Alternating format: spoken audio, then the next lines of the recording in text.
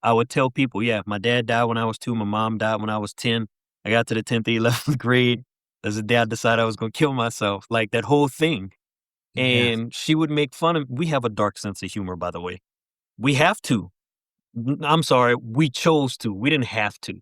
Because if you're gon if you're gonna cry, then you also need to be able to laugh at yourself too, or laugh and cry at the same time.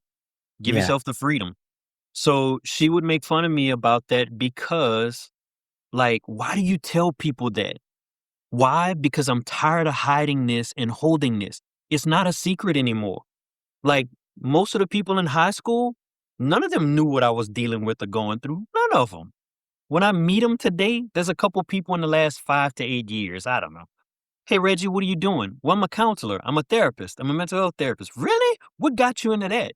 And then I tell them my little spiel, and it's like, what? They had no idea. No, because I kept it to myself. I'm not doing that anymore. I choose not to.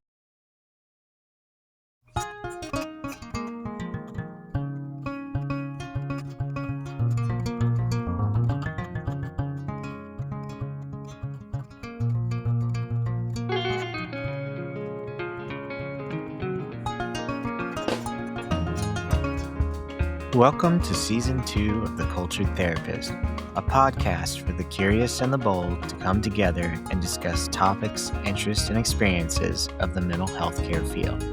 I'm your host, R.C. Winters, a licensed professional counselor in the state of Louisiana, and I work in the field in private practice. Each episode, I interview a helper from a specific region of the United States that is providing care for others through this work. And we take the time to get to know them and the topics they feel therapists, clients, and the public at large might benefit from hearing more about. With so many topics to choose from, there's bound to be something here for everyone. Today I introduce you to Reginald Lemelle, a licensed professional counselor supervisor in the state of Louisiana, residing in the Acadiana area. Reginald is a graduate of the University of Louisiana at Lafayette with a master's degree in clinical mental health counseling, and he is trained as well in trauma-focused cognitive behavior therapy. Reginald's bio begins with this quote, "Everything I've gone through in this life can't be for nothing. I have to do something with it. I have to use it to help others." That's the ethos of Reginald and the level of dedication he brings to every one of his clients. Reginald is trained to assist with problems of childhood and parenthood, teens in crisis, and life difficulties of adulthood that may relate to disturbances in familial relationships. He believes a collaborative, therapeutic alliance is built through trust and transparency. Therapies and counseling techniques are specified to each individual, and in-session and between-session techniques are a vital part of the process to see the most progress. Working as a team, Reginald helps his clients to explore and define present problems and to develop future goals for an improved life. By providing additional support for challenges, obstacles, and opportunities they face, his patients develop and maintain the skills needed to manage life with all of its challenges and opportunities more effectively. Now, as you will learn in this episode, I have known Reggie, as I and other colleagues and friends know him as, for many years, well over a decade. But in this episode, I get to hear his story in a very deep and authentic way. In fact, Mr. Lemelle requested that I not edit the episode, but in a minor way, as to retain the full authenticity of his and my conversation. So for maybe the first time in these episodes, I complied and only edited 2 places in the entire episode, leaving the rest completely intact. His story is sometimes challenging to hear, sometimes refreshing and emboldening for those of us who have had a difficult set of troubling thoughts, but overall, most definitely captivating.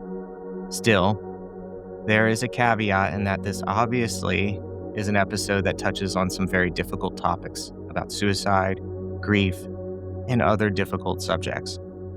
But I think staying for it and hearing it is more important than the typical knee-jerk reaction we have to abandon or ignore it.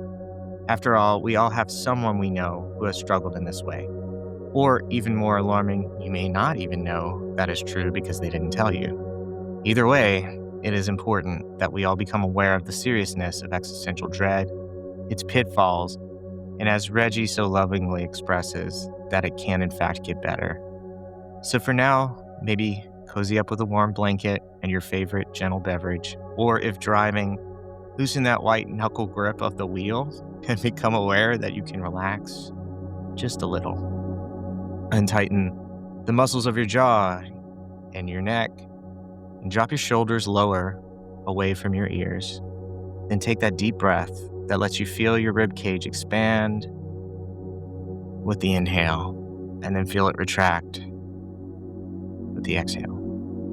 And as we move into this episode, notice how alive you are and how that is enough right now. Let's jump in.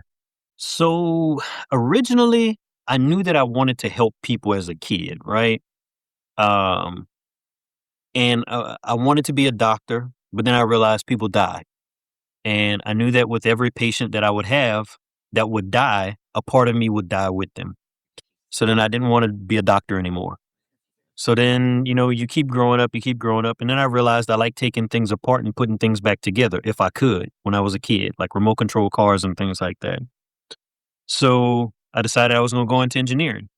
So I went from civil engineering at USL, and I stayed in there for a while. And not for a while. No, it was a while. So I stayed in there for a little bit. And then I realized that civil engineers don't do anything hands on. Like they draft or create things and then they hand it off for somebody to make it happen. What I realized is I wanted to be a high paid construction worker, and that's not how that works. So, because I would have wanted to be there with the equipment, the machines, working on things, touching things, figuring things out. So then I switched to mechanical engineering, thinking it was even more hands on, but I was incorrect.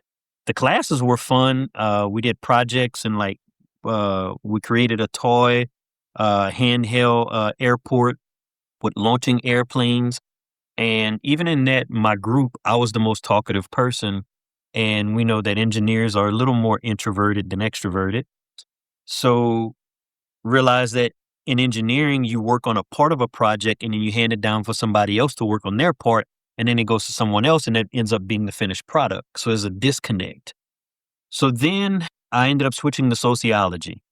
And I switched to sociology because, so I'm 47, and roughly around the time, about 25 or 26 years old, I volunteered at the Grief Center, which is now known as the Healing House. It was actually located downtown. Volunteered at the Grief Center, and I went to a training. They train you first before you could go out. The videos they showed us, the kids in those videos, like they were me. And for the first time in my life, I had connected to something like outside of the traditional means of education. Like it impacted me, and I knew that, man, I really want to do something connected with that. So I volunteered at the Grief Center for like 3 years. And in that time, I switched my major over to sociology, and then got a degree in that, and uh, had no idea UL had a master's program. Got into LSU for 1 semester. And I ended up having to drop out because I was divorced at the time and I had 2 daughters, and they were with me during the week with their mom on the weekend. And one of my daughters said, "Dad, we don't see you anymore." Because on my 2 days off during the week, I was in Baton Rouge at the LSU MSW program. So I had to drop that. I chose to drop that because my kids were more important. And working at Lee Michaels Fine Jewelry for 17 years, this young lady walks in. Um, at the time, I knew her as such, and later realized Asher, um, they, them, walked into Lee Michaels and spoke to one of my colleagues and said, "This is what I'm doing. I'm in school to be a counselor." And my coworker said, "I need you to talk to one of my my colleagues, Reggie." And so I walk over. Asher and I stand in Lee Michaels for about an hour, maybe an hour and a half, talking about the UL program that I didn't know existed. Simply because Asher walked in being themselves and talking to one of my coworkers. Found out about the Wow. program, talked to Irv Esters 2 or 3 times. "Hey, I quit the LSU program because I have kids. I really want to do this, but I don't want to get in if I have to quit. Can I go part-time?" And finally submitted an application, and voila. I was actually one of the people that I think got to decide if you joined the program or not, now that I think about it. What? It just hit me. Yeah, it just hit me. It's been a while, I had forgotten about that, but I think I was, and yeah, we were like, "Oh, yeah, definitely." I could be wrong, it's been a minute, but I wanna say I was a part of that because at the time, I was in the group that was on the way out, that was doing the work with the group stuff that we were doing that was supervisory. Yeah. And so they were allowing us to make decisions about new students coming into the program at the time, which I don't know if they still do that or not, but it was a pleasure and privilege at the time to have that ability to get to see and know new folks coming in. And I think you were one of them, Reggie. So um wow.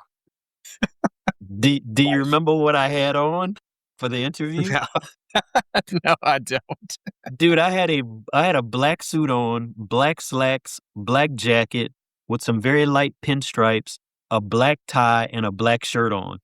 I walk in for the interview, and Irv Esther says really loud in front of all these strangers, and I'm one of, if not the only black person in there, one of very few. What's up, Rev? Oh no. What a I trip. was like, oh my Um, God. I what was did like, you do with hi. that? Yeah, what did you do with that? This? Yeah. Hi. You gotta love a moment like that because that is just so uncomfortable. So It uncomfortable. was, but it was like, welcome, Yeah, this get used to a couple years of this. Yeah, it was like correct, some little discomfort. right? Welcome to the discomfort. As a counselor, do you find a lot of times though that serves you in any way that you have had to become comfortable with discomfort? Yes. So today makes 8 years I was assigned my first client ever. Today. Oh, wow. Happy So anniversary. thank you. I appreciate it. So after 8 years, there's always discomfort because there's an uneasiness, there's a new client, there's an intake. What do I do? How is that person going to receive me? Like, what do, am I going to impact them in a positive way? Right. Or are they gonna look at me like this dude has no clue what's going on with me? Why am I here? And sometimes I beat them to the punch and I say that out loud. You may not be okay with me as a therapist. I'm okay. I'm not here to be defensive. I'm here to find you the best help possible. If that doesn't include me, that's okay. Let me help you find somebody else Yeah, giving them that out of maybe I'm not it. in the Ugh. intake. So there's this comfort there. But I think it's a healthy form of discomfort because if you walk into something too confident, overly confident, people can feel that. There's a difference between good energy and confidence and like this overconfidence level of, yes, I have all the answers. Let me help you. You know, I'm just a guide on your journey. Let me help you highlight some things that you may not be looking at or seeing because you're in the midst of it and it's hard for you to see through that stuff. One of the ways I was explained about it was when someone goes to counseling, they're in a state of humility, and to meet humility without humility is a mistake on the part of a counselor or anyone in mental health. And I've never really put it that way in my own mind, but that really made sense. What do you think about that statement? So I'll bounce to Brene Brown. Vulnerability begets vulnerability, right? I've been on the fence with this for 8 years about how I do my intakes.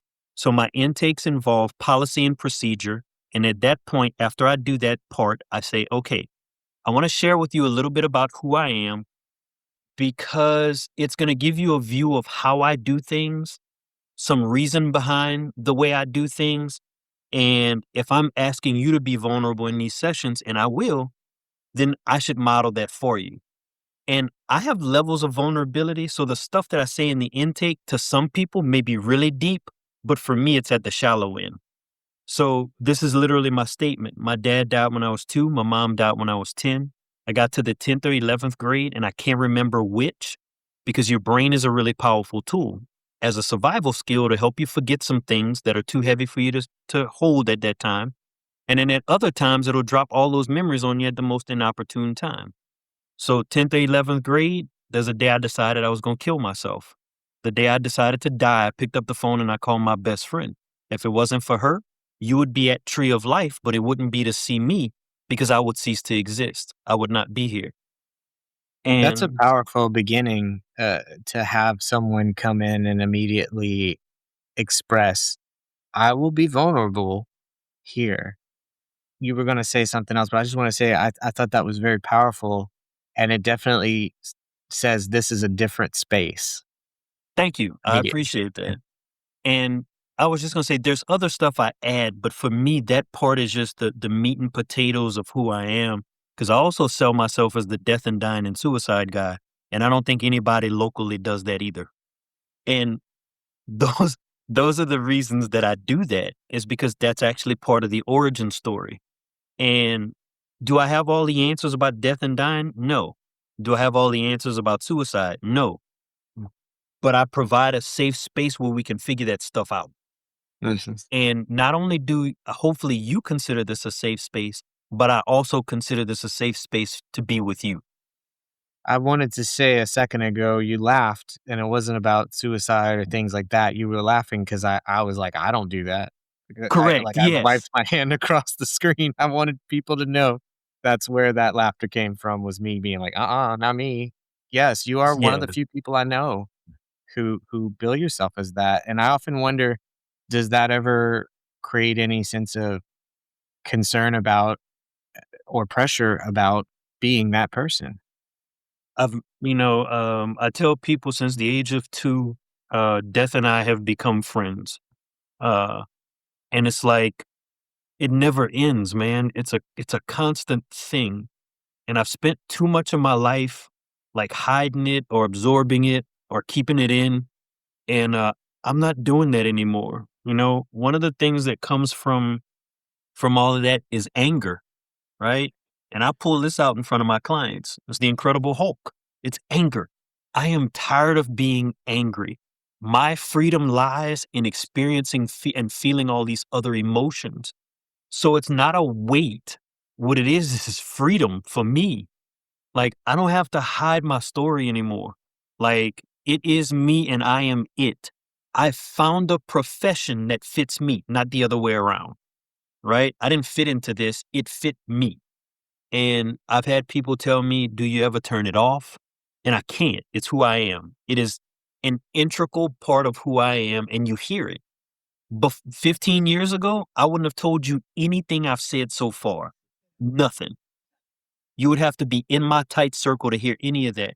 But through that program, and I'm pointing at my master's degree right above my head, that program allowed me to do what I did to do what I used to do with just my friends, but now out loud and with clients in that safe space in the program, right? And it gave me opportunity to practice that so I could use it with clients. Now, I have questioned myself for the 8 years I've been doing this. Am I sharing too much or am I pulling too much from the client by saying that in an intake? And every time I question it, I am proven like wrong for thinking it, because at the end, most people say, like, I feel like I'm not alone. You validated me by saying that. I don't feel like I'm the professional. I'm supposed to be well put together. But they're like, no, like, you get it. And, Mm. but I still question myself. It's just something I'm working through. And I've been doing that for 47 years, or 37, should I say. Disclosure is one of the main concerns for ethics. And that is where that comes from, I imagine, is having it constantly reminded to you that the client's needs come above yours, and disclosure is not recommended unless it's absolutely necessary. And it sounds like in those intakes, instead of coming at it from, let me be cagey and keep a lot to myself, your response instead is, let's just blow this out of the water, in the sense of like, if I can do it, you can do it too. And blowing that out of the water in a way kind of like rips off the band aid, is what I'm hearing, and makes a person go, oh, yeah. When you said that, I did go, oh, you're right, because it's minimal self disclosure with the intent. to build rapport, connect with the client, or give them an opportunity to share, right? That's the phrase that's here that I don't consciously think about. So thank you for that. The other part, I was a crisis therapist for 5.5 years doing in-home work, low SES clientele or clientele in rural areas who didn't have access to care. I only had 14 days with these people, with my clients. I said these people, that's horrible. I only had 14 days with my clients, and in that 14-day period, we tried to get 5 to 6 sessions in if our schedules messed up, right? Each session was 2 hours long. So in that short period of time, I had to blast through and get them to trust me like this. So why am I saying this now? It's to actually combat myself and to say where it comes from. And that's what it was. I had to build trust fast. Plus, I'm in their homes, right? So it's not like you're coming to me. I'm going in your house. Like, I had to figure out a way to, like, hey, I'm not here for any others, because they always thought we were DCFS and coming to take their kids. But I was like, no, no, no. I'm a clinician. I'm a therapist. I'm a counselor. I just help. I don't take anybody's kids from them. However, I am a mandated reporter. Yeah. So that short amount of time created the opportunity for me to learn that skill set to get trust fast. And that's where that comes from. Yeah. Wow. It was what do they say? Necessity is the mother of invention. It was that. Isn't it crazy how that stuff comes out loud and clear when you just talk about it out loud? Yeah, ironic, right? Yeah, strange how that happens. Yeah. I've always wondered, sometimes I sit and I think about our career path and choice and how we help and just the very philosophically I imagine if there is a alien race somewhere watching us, it's like, oh, they've made a something out of talking at a level that is at this like specific level of certain type of talking, and it needs to be taught, and it's yeah, I think of it that way. Like I imagine Carl Jung had weird times with it, and like all the big names, thinking of it in this very heady way. Yeah. Carl Rogers, Carl, like Jung. Like Mhm. I love his quotes. Like on a daily basis, I'll look those up, and sometimes I'll go in a rabbit hole with them, and they just allow me to take pause and really embrace like what some of that stuff means, like and how it affects and impacts me. There is a need to be self-aware at a different level with the kind of work we do. What other ways? Because that sounds like one of the ways. What other ways do you spend time working on self-awareness and creating a sense of what you wanna see in the room as well as outside of the room, like in your life? So I'll start current and then go backwards. So for the first time in my 40s, I am actually in therapy. Um, Took me 2 years to find somebody I don't know. Because when I sit in a session, I want to be able to just evacuate without fear of judgment, just like a normal client, right? Or, the possibility of somebody accidentally saying something. Oh my God, Reggie said that. And so I'm in therapy and I have a therapist and I want my career to be longer. I want a long professional career and because I love what I do. And I also want to make sure that I'm healthy. Like if any of those dark things start creeping back up, I want an objective person to say, hey, that, I don't know about that. That's different. What's that about? Right. To keep me in check. And, if I work my way backwards, my wife is a really good support system. My daughters are 25, 26, and 32. I know your kids aren't supposed to be a support system, but they check in on me, especially recently with the number of deaths that I've experienced. By the end of January, I will have attended 5 funerals, uh, strapped up 5 times for burials. And it's like 3 weekends in a row and this Thursday coming up. And it's been a monsoon of them. And them checking in on me. And then even going further back, my friends from college who would pull me out the dorm room, you know, First day, no, I don't want to go anywhere. Second date, I don't want to go anywhere. Third date, I like, nah, get your ass dressed. You coming with us. And when I would get out there, I would have a blast. I just didn't know how to have fun. And, it would just take them to push me over that edge. And just having mentors. I check in with Dr. Bourgeois. I check in with Dr. Bobby DeQueer, um, especially Dr. Bobby DeQueer, because in the beginning, I was having no part of any of those academic mentors. I was angry into myself. And hindsight is 2020. They were life mentors, not just academic mentors. And so I would check back in with them, and I used to take days off from Lee Michaels, and my boss would ask, "You don't have to answer, but what do you check in with them for?" And it's like Dr. Bobby saw me when I was at my darkest, heaviest, and I was angry. I was mad. I didn't ask for none of that stuff that happened to me. I didn't. I was a kid.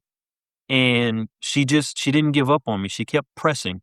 And finally I opened up. And, a lot of my success, especially in undergrad, it took me 10 years to get my bachelor's degree, was based off of that support from that program and those people. Yes, I could say having worked under Dr. DeQueer, it was a privilege, and she is a very unique and powerfully compassionate and I mean, talk about creating a safe space. She is a expert at that, truly. Yeah. And I'm glad you had her. And having had a lot of great conversations with her, I can vouch for her. Yeah. I believe I don't know if she's thinking of retiring, but if she does, the university will be facing a great loss when that happens. Yeah. And if she's not retired yet, she deserves to be retired for the amount of care, That's true too. compassion, and like just Yes. and that's my experience with her and mine alone, and then Yeah. Dr. Connie Broussard, who's also part of Yes. Upward Bound. Yes. I had Mhm. kids at a pretty young age, and like just their mentorship, man, like it was Mhm. just good. Um and There's a my lot of love mom in there. My mom was the reason I wear this pink ribbon. One is my daily support. If I'm having a rough moment, I'll rub the pin. But my mom died of breast cancer. And so I've always had strong black women in my life, and they just fit the bill. And I just so happened to be in the programs that they were associated with. So I reaped the Mm. benefits of that. Excellent. I was curious also, I kind of touched on what got you interested in the mental health world and the work you do.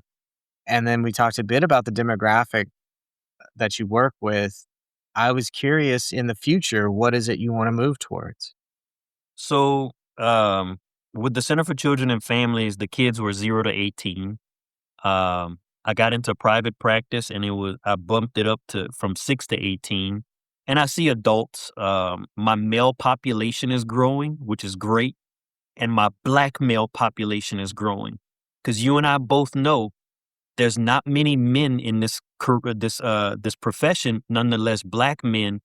And then we know from research that unless people see themselves in the professional seat, they're less likely to try to do it or less likely to seek help from that seat, right? That person holding that seat. So it has been a phenomenal journey in that way. But people consistently tell me, um, man, those kids are lucky to have you. And my age limit went up to 6 to 18, and then I recently in the last year or so bumped it up to from 10 to 18. And one of those reasons is because, man, it's I'm a parent myself, and it's hard dealing with parents. And so now I'm 10 to 18, and eventually, I don't know, man, I may not see no kids at all, any kids at all, but I don't know what that looks like moving forward. Um, I know that that would probably be unfair because of my perception of children, because that little 10-year-old boy inside of me, um, him and I have reconnected and resumed the relationship, and I've acquired parts of myself that I had lost for a long time. So that perspective is what I also assist not only grown adult men, but also children with. And, one of the biggest complaints parents have about kids is that they're constantly on phones, but we buy them for them. And what I hear now that's increasing in popular opinion is that kids are saying, their parents are distracted by phones. Oh, yes, there is a large turnaround on that, and there is an obvious issue with it. Yeah. So, I'm going to continue to help them as long as I can, but not at the detriment of my own mental and physical health. That is one of the harder things to do, I think, as a professional is to say I can no longer work in this particular field or demographic or anything like that. And yeah, it's like, how do I make that decision? And then and now I have to like change the way I sell myself. I have to change the way I write down my insurance. Like, there's so many things that change from these decisions of who we have the privilege to work with and choose to work with. And it is really hard sometimes to make that transition. So I wish you luck with that. I hope it goes very smooth as you make those decisions, and I know it's a continuous process. I think I'll once I so one of the things Dr. Bourgeois and I were worried about was my first job, like helping the kids in that range for fear that I wouldn't be able to say goodbye to them or like the difficulty with that. Like me getting attached too quickly and then not being able to leave after 2 weeks, 14 days.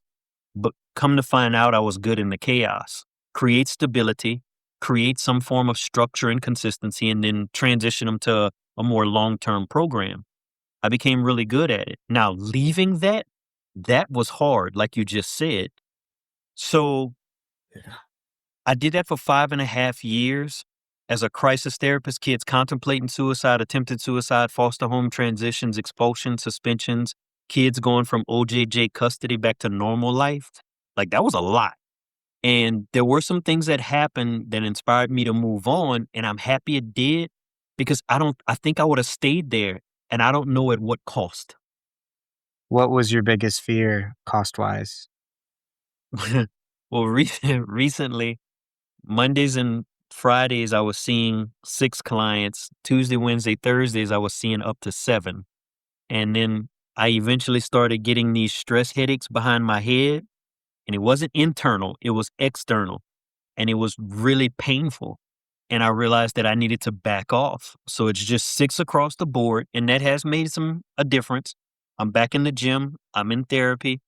And so, had I continued on with that crisis work, I think it would have been even more physically debilitating. Like it would have been more internal for me.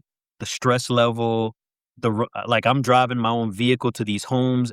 I was in Basile, New Iberia, just south of New Iberia, Henderson, Lake Arthur, like almost in Lake Charles. So that was a lot of driving, man. That is, I've done in home work before and gone from St. Martinville to Opelousas and then back across to Crowley. And, it seems like a small area, but you start driving around and pretty soon you're racking up a couple hundred miles very quickly. Easily. I Yeah. forgot about Opelousas, and then north of that, I had gone into Washington. Like, Yeah. Yeah, they'll get you moving around. They'll get you moving around, and if you're open to it, they'll send you to Ville Platte. They'll send you up almost to Alexandria if they need you there. yeah, I Yeah, couldn't. Yeah, then that becomes an issue with falling asleep at the wheel. That's not a good thing. there you go. I think it does become a self-care moment almost always with those sorts of jobs, especially. And I'm hearing right now you're using some of those skill sets for yourself now, trying to mitigate some of the intensity of consistent, repeated mental health care. It's a hard job, right? Like, it's a hard job. Yeah, if and it's and I know that there are healthy boundaries, and I leave it in this office. I do, but it's like I genuinely and authentically care about the people that step into my office. So I give 50 minutes of myself to each individual session, like I do.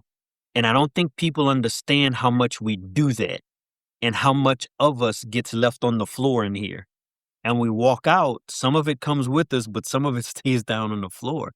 It's hard to gather that all up every day and then take off and, you know, be normal. Yeah, that's true. I've explained it to others before. Sometimes you can go to an office space and maybe people are working for maybe 3 hours truly, and the rest of it's maybe water cooler talk, or they're doing something fun on their laptop or maybe on a computer, or maybe if it's somebody who works a really difficult job, like a labor job, they're laboring, but they take breaks. I would say that we are one of the few jobs where when we are using our mental and emotional energy, we do not really get a lot of break, and we do not really get a lot of that. That's why it ends up on the floor, basically, is you're kind of in a state of go, go, go, go, person to person to person, even with the 10 minutes, which I'm notorious for not giving myself 10 minutes. So, yeah, you're gonna say S- that? Yes. Like, if you even get 10 minutes, and it's my fault. I even set a timer, and the only time my phone goes off is for hey, we got 10 minutes left. And that's for me, not for you, is what I tell the client. And it's true. And it's like, and it's my responsibility. Oh, I'm so sorry. No, no, no. That's on me. I chose to go overtime. That is my responsibility, not yours. Yeah, so But you you're right. struggle with that. You struggle with Yes. that too. Yeah, I do the same I even had the alarm and everything. Yeah, and I've even stopped using it now because I was like, I would just keep going past it for, right at the hour, and I was like, "Well, obviously this alarm idea, it works for somebody, but not for me." And I think that's a testament to who we are and what we're willing to do for our clients. And there are clients who stay over the 50 minutes as long as there's nobody behind them. Or sometimes I give up a little extra time in my lunch break because what we're talking about is more important. And I don't know if you're going to allow me access to this again. So when I see it, I want to make sure that we tend to it in the best way possible in this moment. Because if you never allow it to be brought up again, and I don't force people, like if you force somebody, that's anti therapeutic. That's, Yeah, especially with kids, you're creating an opportunity for them to shut down and never open up about that again. They get enough down talking at school from adults who stand over them. They get enough mhm. down talking from the parents who talk over them. They don't need that from me. I was thinking about the boundaries argument, the assertiveness argument. Well, professionally, you say you're gonna end at this time, you should end at this time. I always feel all of those rules are very specific to a sense of, it's like a human element gets removed with those rules, and I've never really bought into the idea that a boundary is more important sometimes than the intimacy moment, and a doorknob disclosure's gonna happen more than anything. I love the term doorknob disclosures. And what I tell my clients is psychological flexibility because we have the 24-hour cancellation policy, blah, blah, blah. But if I'm not psychologically flexible enough to understand that, and it is a rule that sometimes things happen, that same psychological flexibility adheres to the end of a session too. But if I'm not psychologically flexible enough for that stuff, then you shouldn't be coming to see me, nor bringing your kid to see me. Mm. I love that. The idea of psychological flexibility as a responsibility versus the ethical need to be so structured that you ultimately cause harm. I think that that's the irony of it. The psychological flexibility piece gets thrown away for the you know the I used to call them bean counters. I don't know if that's appropriate, but the people who Oh, are like hardcore, number rigid. crunchers. Yeah, right. It's like the emotions don't matter. It's about the boundaries we set and the rules, and you got to follow the rules and that sort of thing. So I do see what you're saying, and I think I've ascribed to it the entire time too because the human element sounds more important. And it's taken me some time to get here. Now, I am a rule follower, right? Oh yeah, But, yeah, yes, yes. and it's taken me time to get here. One of my manager, the lead manager from Lee Michaels, she said, "Reggie, you see everything in black and white, but there's gray area." And I was there 17 years and I'm 8 years outside of that job and I'm still using that. Like there's gray. There has to be. Nothing is black and white. So, and because I read the I read the associate's manual when I started working there. We talking high dollar items and you're trusting me to touch this stuff? Oh, I'm about to learn the rules and I'm a black man working here, and there's no other black person here when I started? Oh, no. So, I follow the rules, and I'm stringent about that, but psychological flexibility is that gray area, right? Definitely. And the fact that you brought that up, I was curious when we talk about a topic, I always have everyone bring a topic. Is this the topic or is there another topic that you're like, that's the one I wanted to talk about? Because I know you weren't really sure if you had like a specific one, but I did want to give you an opening. So, the topic you would mean is psychological flexibility? Is that the one today, or is there something you really want to speak to? I don't know that I could go any further than that with the psychological flexibility, honestly. Okay. It's just knowing that there's gray area and it's the human component, like you said, right? And each situation is different, right? I may have a client in a session and they have to leave at 50 after. Then that flexibility is out the window because that's my client's needs in that moment. And what I'll do is on my note, I said, okay, well, I'm going to write this down for next time because what they said is it's a doorknob what? Doorknob disclosure. Yeah. Right. So next time, here's where we starting. And honestly, Mm, it's a flexible start because if they come in with some other chaos, I got to throw my note out the window. But I keep it on that note until we touch back on it again. absolutely. There's a sense there that you want to be in a state of continuity with them. You want to give them that option. And doing that, yeah, that makes a lot of sense that you write it down. You're convincing me I need to start doing that because And I think I'll remember. uh, I put it in all caps next time, right at the bottom of the Yes. the note, all caps and probably bold if it looks too flush with the rest of my little paragraph. And because it's important. And if Mhm. they said it, then it's important for me to remember too. The thing that I always thought about was if I don't remember it, there's always another chance, and I've been recently pushed to think in a different way that the only chance is now. Because what if I never see this person again? Now is the chance. I had a best friend give me this advice when I was making a big life decision. He said, "If not now, then when?" Yeah, And we're supposed to live in the here and now, in this moment, right? A lot of times, I believe that anxiety comes from this feeling of living tomorrow or 2 hours from now or a week from now. And by doing that, you're not being present here with whoever's around you or even yourself. And that's one way to pull that back in, right? To ground yourself again. I have no control over that. Tomorrow's not promised, matter of fact, right? So tomorrow's promised to come. We're not promised to see it. How about that? that's true. It's very Tomorrow true. will come. Tomorrow will come unless the end of the world is here. But you're not promised to wake up tomorrow morning. Carpe diem. But how many times do we live in that thought, right? Every day. Mhm. Life and death, one doesn't exist without the other. I have a tattoo on my arm. Again, Death and I have been friends since the age of 2. That's when I first met him, and he doesn't leave me alone. So I think about my mom at least within the first 2 hours of waking up. It used to be the first hour, so I was assuming that's healing. But at least within the first 2 hours, I think about her, and that's death. That's her death. That's me still grieving 37 years later. She's now been dead longer than she's been alive. She died at the age of 36. Um, so 37 years. And so I think about it every day to answer your question honestly. Yeah. I think when you've been through something like what you've talked about, it changes the way that you experience the world compared to those who haven't. And I often wonder, how is that for you sometimes when you meet someone who hasn't been through that and don't have that experience every day? In the last 3 to 4 years, I've come to this realization.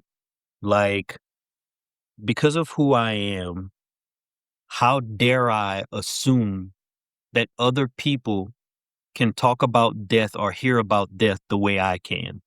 That's not fair to them. And it was because somebody warned a younger clinician about hanging around me too long because Reggie can talk about these deep, darker things, and you have to be careful with yourself because you'll get sucked into that. That's a normal for him, but not for you. So how dare I assume that they could handle what I can? That's not okay. So I don't assume that the individual can, and I meet them where they are, not they don't have to meet me where I'm at. It sounds like there's these like no-go zones in your mind now, though, that have sort of existentially made you very aware of. I say existentially, I guess I mean in that philosophical sense of like, I'm willing to go there in these deep philosophical spaces, but I'm also now needing to be aware that I don't want to make a person who is not ready for that try to meet me there. It's only Let fair. them, yeah, let them decide if they want to Yeah. meet me there. They can bring it up, that kind of thing. I Yeah. see. Well, do you want to talk about some of these deep, heavy things? Because I'm always down to talk about deep, heavy things. That's kind of my MO as well. Sure, let's go. So, one of the things I'll tell you in accordance with introducing myself to people, my little sister, who is 5 years younger than me, and she's a social worker, she works in a psych unit in one of the hospitals in Baton Rouge. She used to make fun of me because within the first 10 minutes, she would probably say five. I would tell people, yeah, my dad died when I was 2, my mom died when I was 10. I got to the 10th or 11th grade. That's the day I decided I was going to kill myself. Like that whole thing. Yeah, And she would make fun of we have a dark sense of humor, by the way. We have to. I'm sorry, we chose to. We didn't have to. Because if you're going if you're gonna cry, then you also need to be able to laugh at yourself too. Or laugh and cry at the same time. Give yeah, yourself the freedom. So she would make fun of me about that because, like, why do you tell people that? Why? Because I'm tired of hiding this and holding this. It's not a secret anymore.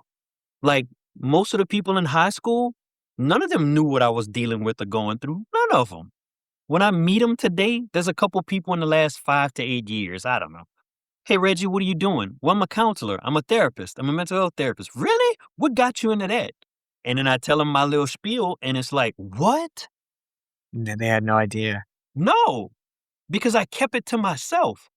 I'm not doing that anymore. I choose not to.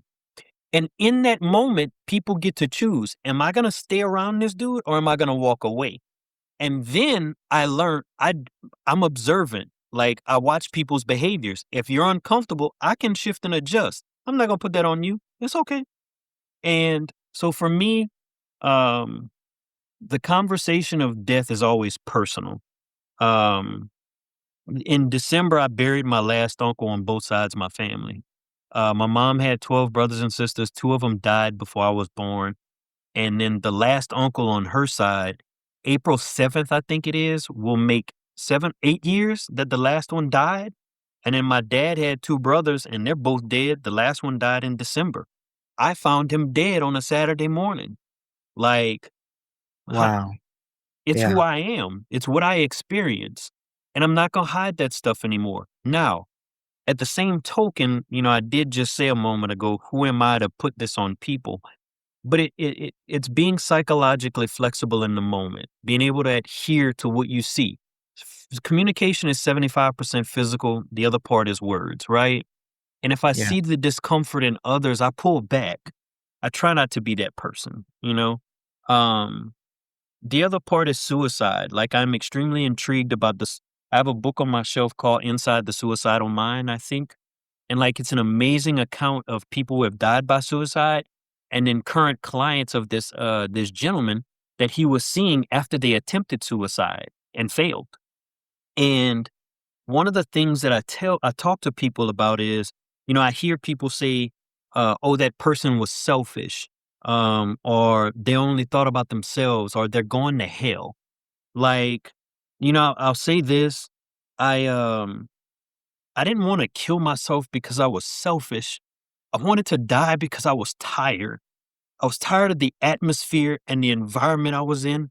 And I was a child and there was no way out.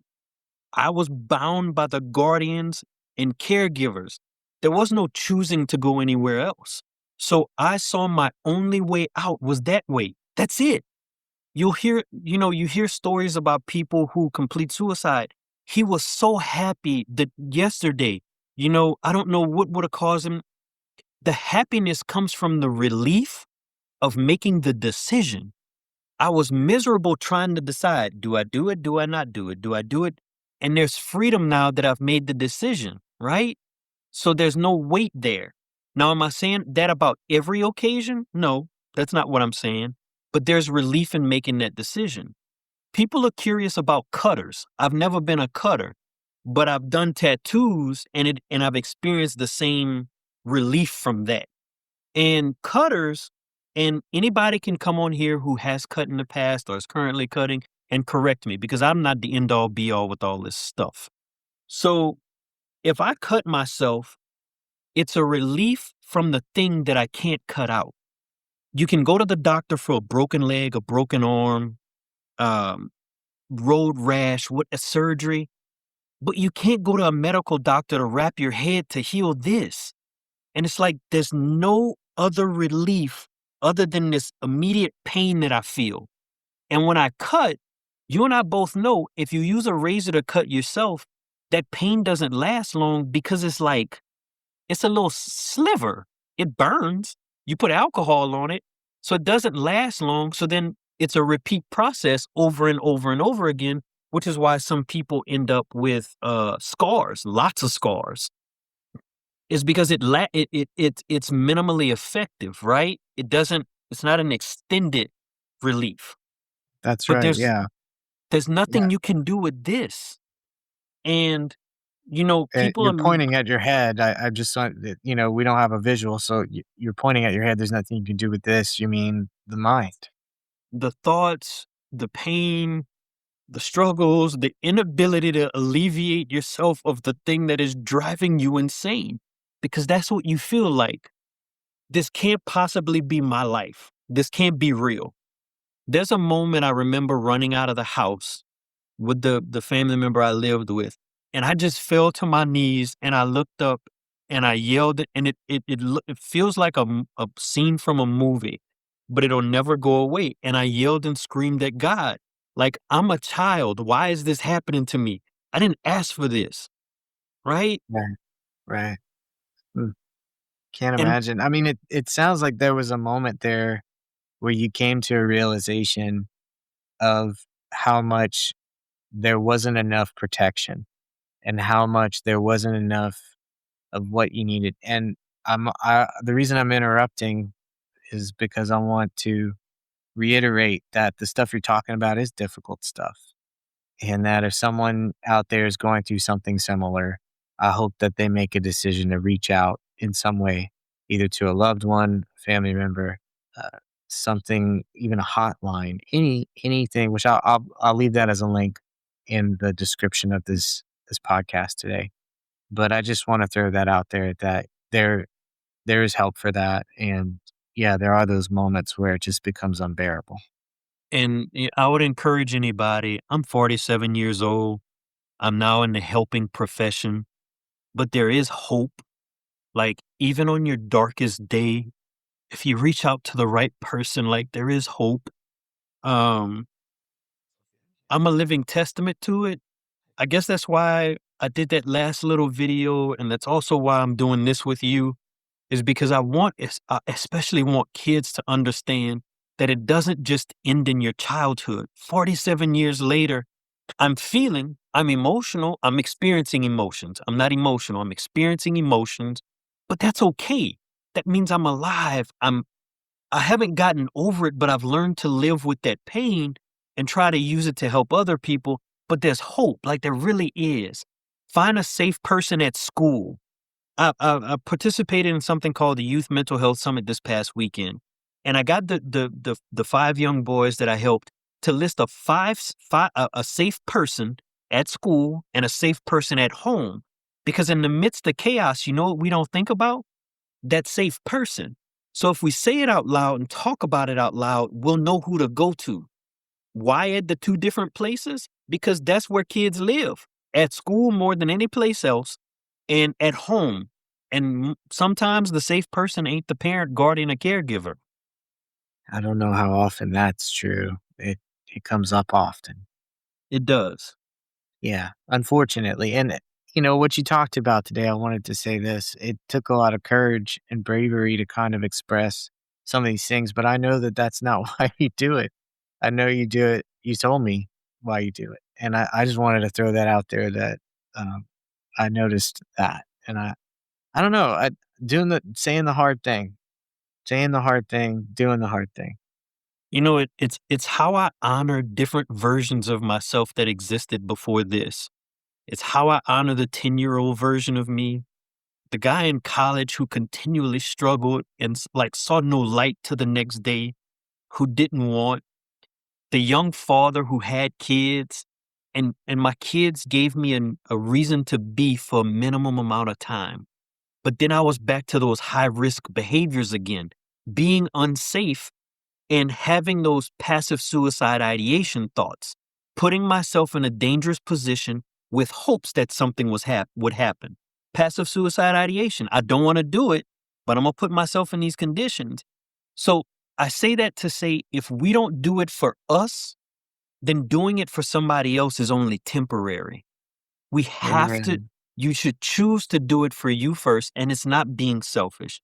Even though as a black man and as a black man from South Louisiana, we're taught that it is, if we don't take care of ourselves, we can't take care of anybody else. And I learned that at the Grief Center when I was at the age of 25, 26, 27. You have to take care of yourself first. If you don't, you have nothing for anybody else. And one of the one of the phrases I tell clients, and I know it's not grammatically correct, if you've done it wrong, I've done it wronger. And anger almost cost me my kids. But Mm, choose you first. That's how we get beyond these difficulties and beyond this darkness. And love you first, but also have your support system in place.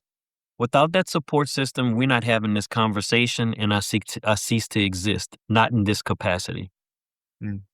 Well, from one survivor of that way of being to another, I appreciate that you brought that forward today.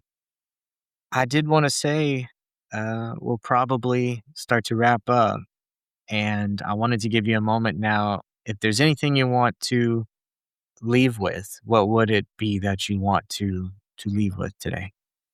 That I would leave with or they would leave with, or both. Or both. I mean, either or. Yeah. I've I've thoroughly enjoyed our conversation, not only on on camera, but prior to as we warmed up for this. Uh, Yeah. which I'll say out loud, I wish you had recorded and we could have as bloopers. The bloopers. But Excuse me. my hope is that people just see that I'm an authentic person, I'm a genuine person, and like that they see hope in some of the darker things that they're going through, right? And if you choose to share with somebody something dark that's happening to you and they don't understand or they don't provide you the safety that you need, don't stop there. Just make sure you realize you can't talk to them about this. Find someone else. Like the older version of you will thank the younger version of you for finding that different person. Um, they're there, and it's hard when you're behind all this stuff, but it's worth it. Especially the kids in high school, these things that you're going through, and I know adults say the cliche thing, this is temporary, but it's a small snippet of an entire life that you have to live or that's ahead of you. How about that? And choosing to live is for you, it's not for anybody else. It's not for me, it's not for your parents, it's for you. And it has to be for you for it to last. If not, you'll be back on that same track again, just like I was, going from suicide ideation to purpose again, and then back to passive suicide ideation and involving yourself in unsafe activities and just, self destruction. The darkness does exist.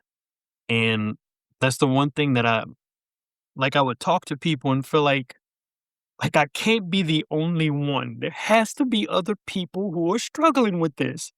But there was nobody who could connect with me and vibe with me off this stuff, and I felt like I was nuts. The darkness does exist. It's extremely difficult to escape it, but you can. We just have to find the right people to do it, and you're not crazy. You are Mhm. not crazy. It hurts, it's hard, but I'm a testament to there's a way out. but don't do it alone. If you do it alone, I promise you darkness will be there to wrap you in its warm arms. We have to find other people to help us through this stuff.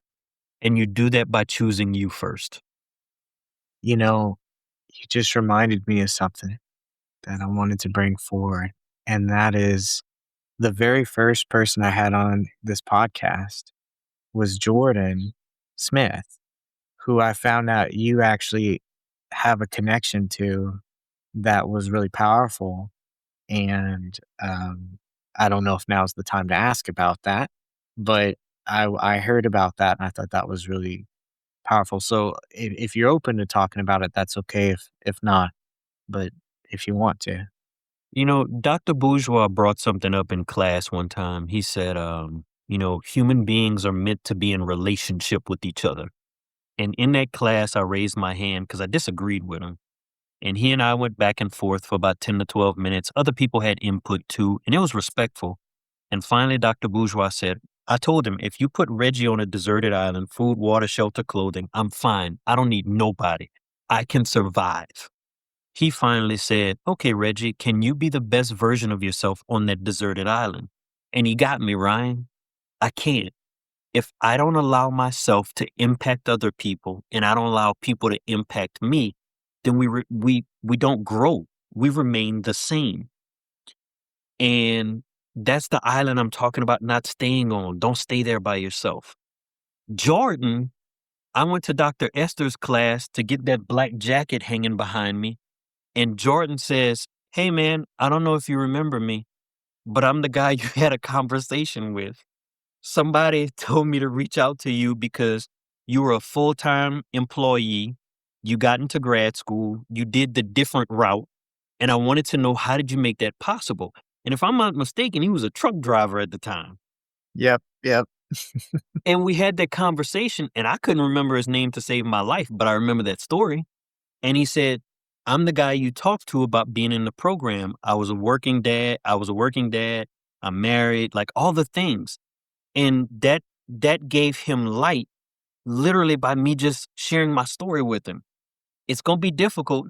That it took me 10 years to get my bachelor's and it took me 5 to get my master's. That's a 2-year program, right?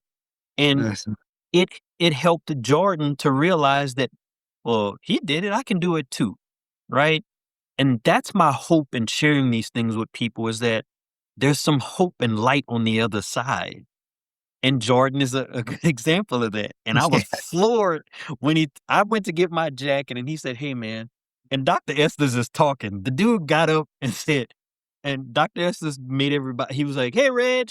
Everybody turned around and Jordan got up while Dr. Estes was wrapping class up. And we were just in it by ourselves, one on one, talking about this meeting that someone suggested that he have with me. And had I not been open with him, he might not have had the hope of being in the program or thinking it was possible as a working dad on the road. that's very full circle. So I kind of want to leave it there because that's so cool that you did that for him, and he is excelling right now. I just saw him recently. He's doing quite well in it, and he wouldn't be there if it wasn't for you, it sounds like. So maybe, but I hear what you're saying. You really did help him with that, and I found that really amazing. He told me almost an exact similar story. Even the part about us being in our own, like, bubble, he said it kinda like that too. Yeah. Yes. It's surreal, man. Like that you can impact people. And I know I've been doing this for 8 years, but I exist in each moment. And it's surreal that I could impact him that way. Like my wife is enamored by the number of times I'm floored by the compliments I get. She's like, why? And I'm like, because I'm still that kid looking for approval, looking for acceptance, looking for that I'm doing something right. And the thing that I'll never get from my mom is that she's proud of me. And 1,000 people could tell me, oh my God, she'd be so proud. Doesn't matter. I'll never get it from her. And honestly, it's me. It's me trying to prove it on a daily basis to me. I'm my own worst enemy. Mm, But well, yeah, y that's that's the thing is, you have more compliments coming to you now from me. So, I wanted to say I've been waiting to to do this for, I think, since October, maybe even longer, honestly. And it definitely was what I would hope it would be, which was an authentic, genuine, kind hearted, loving, compassionate, powerful conversation. So I hope that you take care of yourself as you continue on this journey. It sounds like you're on. And I really thank you for being here today. This was an absolute privilege. Ryan, thank you for the compliments, which is also something I'm working on, is saying thank you and accepting them. I appreciate that. I'm finally in a place to say the last 2 years I've been able to say, I am a good clinician, I'm a good person, and I do good work. And I just want to be able to continue to do this for a while, which is why my self care is important to me.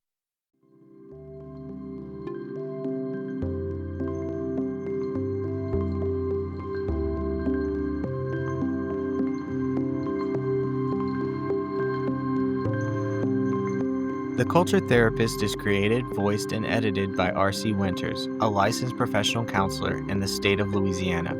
It is meant as a tool both in an educational as well as advertising capacity for therapists and those in the mental health field to let future clients, current clients, others in the field, and the general public onto their experiences and interests.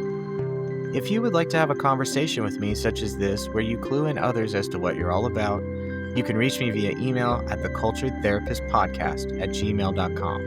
And as always, if you have questions or comments, that's a great way to reach me as well.